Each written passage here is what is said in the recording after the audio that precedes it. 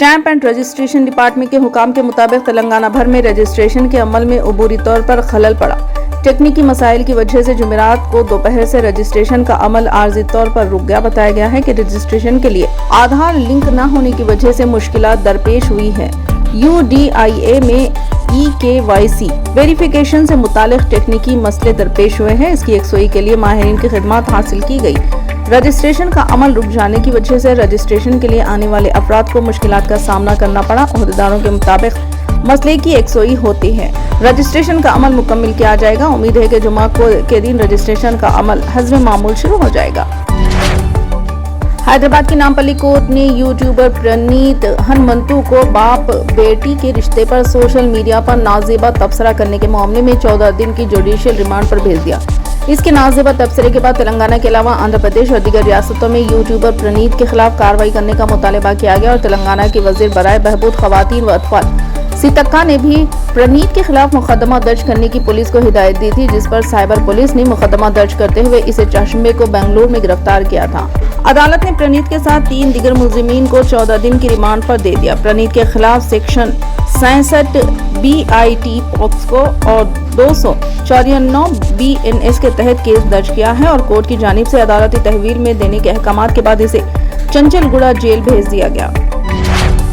तेलंगाना के जिले वरंगल में दोहरे कत्ल की वारदात पेश आई। पुलिस के मुताबिक जिले के चिंतल तांडे से ताल्लुक रखने वाले नागाराजू उर्फ बनी और दीपिका एक दूसरे से मोहब्बत करते थे, जिन्होंने अपने अरकान खानदान की मर्जी के खिलाफ घर से भागकर शादी कर ली थी। शादी के 2 माह बाद इनमें इख्तिलाफात पैदा हो गए, जिस पर ये दोनों पुलिस और अपने अरकान खानदान की मौजूदगी में अलहदा हो गए। लड़की से अलहदगी पर मायूस के आलम में लड़के ने कल शब इसके मकान पहुंचकर लड़की पर हमले की कोशिश की, ताहम बीच बचाव में की कोशिश पर इसने लड़की की मां और इसकी बाप पर भी हमला कर दिया, जिसके नतीजे में लड़की की मां स्वगुना मौके पर ही हलाक हो गई, जबकि बाप B श्रीनिवास और भाई जख्मी हो गए, जिनको इलाज के लिए हॉस्पिटल मुंतकिल किया गया। इलाज के दौरान श्रीनु की मौत हो गई। पुलिस ने मुलजिम को हिरासत में ले लिया। वज़ीर आला योगी आदित्यनाथ ने बदउनवानी के खिलाफ जीरो टॉलरेंस की पॉलिसी अपनाई है और बदउनवानी ओहदेदारों के खिलाफ कार्रवाई की है। फिरोजाबाद की तहसील सिरसागंज में गैर कानूनी जमीनों पर कब्जे के इल्जाम में 5 अफसरान और मुलाजमीन को मुअत्तल कर दिया गया। सब कलेक्टर, नायब तहसीलदार, रेवेन्यू इंस्पेक्टर, अकाउंटेंट और रीडर के खिलाफ सख्त कार्रवाई की गई। महकमाना कार्रवाई के साथ साथ हुकूमत की जानिब से हर एक के खिलाफ FIR दर्ज करने की हिदायत भी दी गई है। गैर मुतनासिब असासजात के मामले में रियासत के चौकसी महकमे की तरफ से हर एक के खिलाफ तहकीकात करने की हिदायत भी दी गई।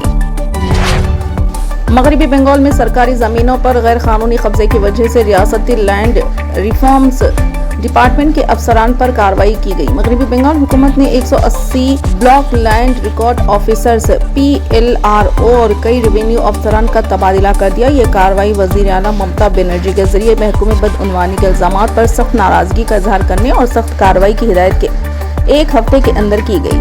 महकमे के ओहदेदारों ने बताया कि इस तबादला का मकसद महकमे में बदउनवानी को रोकना है। मजमूई तौर पर 180 BLRO और कई रेवेन्यू अफसरान के तबादले किए गए। तबादले के हुक्मनामे के मुताबिक ये अफसरान 12 जुलाई तक अपनी मौजूदा ड्यूटी से फारिग हो जाएंगे और नए महकमे में शामिल हो जाएंगे। जिले मजिस्ट्रेट को जरूरी हिदायत भेज दी गई है। काबिल जिक्र है कि वज़ीर आला ममता बनर्जी के दफ्तर को सरकारी जमीन पर तजावुजात की शिकायतें मौसूल हो रही थी।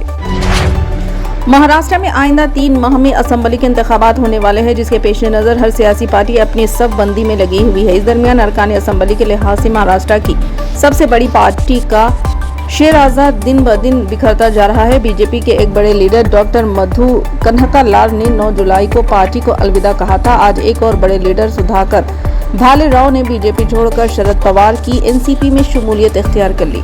फिलहाल के लिए बस इतना ही। देखने के लिए शुक्रिया।